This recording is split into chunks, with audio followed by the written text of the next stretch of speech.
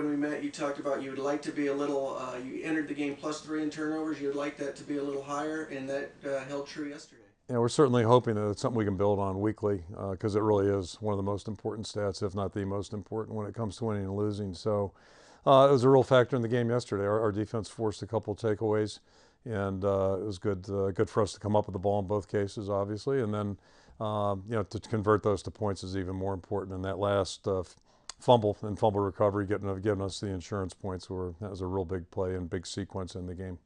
Your kicking game, both punting and field goal kicking, came up big again late in the game. It really added a spark and some points against Illinois. Really did. I thought the overall for 5 games we've been playing really well on special teams. Unfortunately, we took a step back in the first half, missed a PAT, routine PAT, and then our punting game was not stellar in the first half by any stretch. But in the second half, I think we really rallied there, and that's important, just like the turnover takeaway battle. And in that case, Marshall came up with big field goals in the second half, which are, always very, very important, but maybe hidden in the stats a little bit. Dylan had 3 good punts. The last 2 were really big, in terms of changing field position. And when momentum's, starting to swing a little bit, those kinds of plays are really big. You had a lot of great efforts across the board. Once again, can you reflect on the effort of Jordan Canzeri? It's really kind of interesting because he's a couple weeks ago he scored 4 touchdowns, and I almost overlooked that talking to the team. It's almost like they were quiet touchdowns, if there is such a thing. But I was almost more impressed with his blocking in that game than his production point-wise. And then yesterday, same thing. It was hard to believe he had 43 carries after the game. We're not counting him on the sidelines, but it just, I would have guessed somewhere maybe in the low 30s. So it's a real tribute to his determination, his hard work. It's all paying off, and his commitment to our football team. In that last drive, in particular, he didn't, he never even looked at the bench, even given an inkling that he wanted to come out. And I think he had 11 carries in that possession. So that to me was maybe as big a series as we had in the football game. And he got good block in there, but a big part of that was just his effort and his determination. A couple areas of the game, Coach, where 2 of your groups kind of had to forget the last play and move on to the next play. The offensive line, you shuffled some people in and out. Illinois created some difficulty early in the game, but the second half, obviously, the offensive line made some adjustments and played well. Yeah, it's interesting. In the first half, we were just about 300 yards offense, and but it sure didn't feel like it because, to your point, they did a good job of disrupting us. They were hitting us with some things and caused some problems, and they made a few adjustments that coming into the game that gave us some issues early.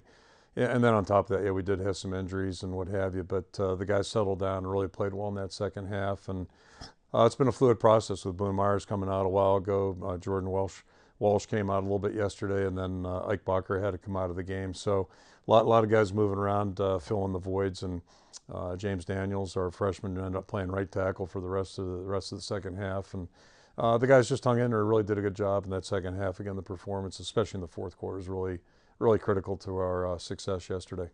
And then the defensive secondary was kind of under attack with the way Illinois throws the ball all over the place. And they also, too, have to forget the last play, whether it's 1 completion or 2 completions, and go on and make the next play, which at the end of the game, Illinois was never able to get down the field to threaten to score again late in the fourth quarter. Yeah, that's exactly right, and that's we knew it was going to be a challenge coming in. They're a throwing football team. They prefer to throw the football, and they do it very effectively. Their quarterback's a good player.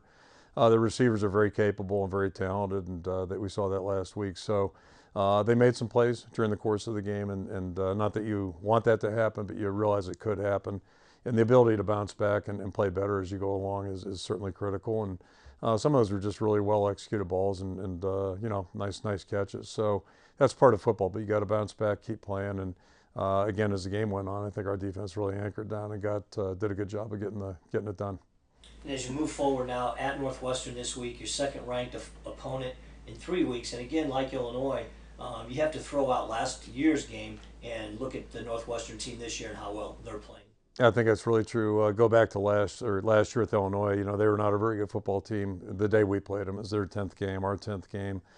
And they didn't play very well, but we knew watching them on film it was going to be a whole different story this year, and it certainly was. They're a much improved football team, playing well on both sides of the ball. So we had our hands full yesterday. And same thing with Northwestern. We just caught them. Our game was an aberration for sure last year. They came back after that, beat Notre Dame. They had some good wins after we played them. They're a very well-coached football team. Traditionally, we've had great knockdown, drag-out games with them that have gone right down to the wire, and that's what I expect this year, too. They're playing very, very well. Had a tough day this past weekend. They'll bounce back, and they're playing great defense. They've got a freshman quarterback that we were very impressed with in the recruiting process, and a very good running back. So, it's going to be one of those tough Big Ten contests. We're on the road, and we'll just have to be at our best, certainly, to have a chance in this game. And this is the last game before a bye week on the schedule. Going into Northwestern and looking forward, you got some guys nicked up in the middle of the season. Anything to say on that report moving forward? Yeah, the last 2 weeks have been very, very hard-fought, tough physical games. Both games are really physical. Both teams we've played have been that way. So, we've got some guys that are hobbled right now, some guys that may not make it at kickoff. And, Drew out, obviously, we're not looking really, not very optimistic there. We'll know more when the doctors actually have a chance to examine them and get an MRI on Monday. But, the outlook's not good there, and Tavon Smith is out too. So, for sure, those two guys will be out. We may have others.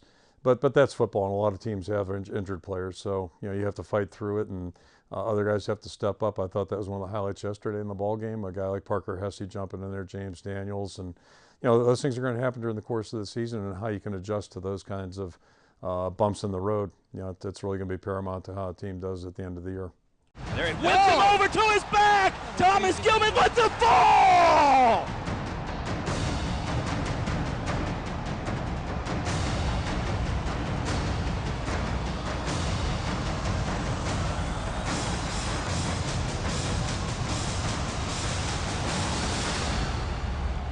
Purchase your tickets at HawkeyeSports.com or by calling 1-800-IA-HAWKS.